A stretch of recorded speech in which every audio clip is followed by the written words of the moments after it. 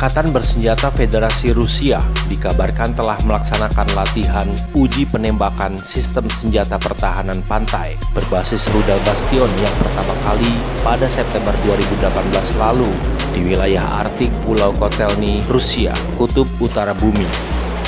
Latihan uji tembak ini dilaksanakan dengan cara menembakkan rudal Bastion yang menarget sasaran tembak yang berada di jarak 60 km dari titik peluncuran rudal. Rudal Bastion sejatinya dapat menghancurkan target laut dan darat pada jarak sekitar 450 km. Fungsi utama sistem rudal pertahanan pantai Bastion ini adalah untuk menghadapi ancaman dari berbagai kapal perang kombatan permukaan milik musuh.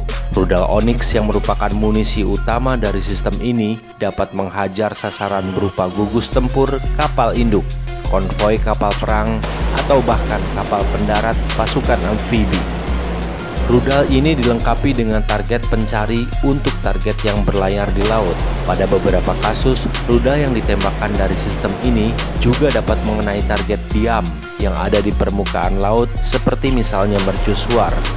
Sistem persenjataan pertahanan pantai berbasis rudal Bastion merupakan sistem pertahanan pantai modern yang digunakan oleh Angkatan Laut Rusia. Sistem ini merupakan persenjataan yang masih tergolong baru di jajaran Angkatan Bersenjata Rusia. Mengingat Bastion baru dioperasikan militer Angkatan Bersenjata Rusia pada tahun 2015 yang lalu. Sistem rudal ini dikembangkan untuk mempertahankan area pantai dari upaya invasi pasukan musuh dari laut. Bastion didesain untuk menarget kapal-kapal perang permukaan ukuran kecil hingga sedang, serta kapal-kapal bantuan logistik milik lawan. Dengan konsep ini, sistem persenjataan diperlengkapi dengan rudal P-800 Onyx alias Yahon.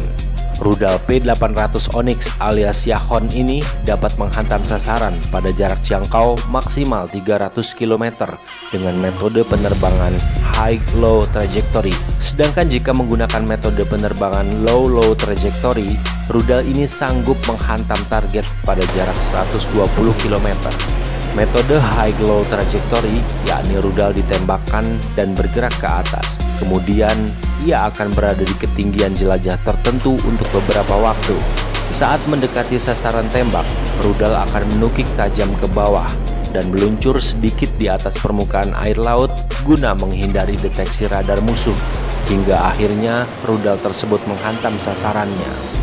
Sedangkan metode low-low trajectory, yakni sejak menit-menit awal rudal diluncurkan, ia akan langsung meluncur sedikit di atas permukaan air laut hingga berhasil menghantam sasaran. Keseluruhan kendali rudal Bastion dikendalikan dari markas besar Angkatan Laut Rusia, meski jika darurat, unit kendaraan peluncur dapat beroperasi secara mandiri.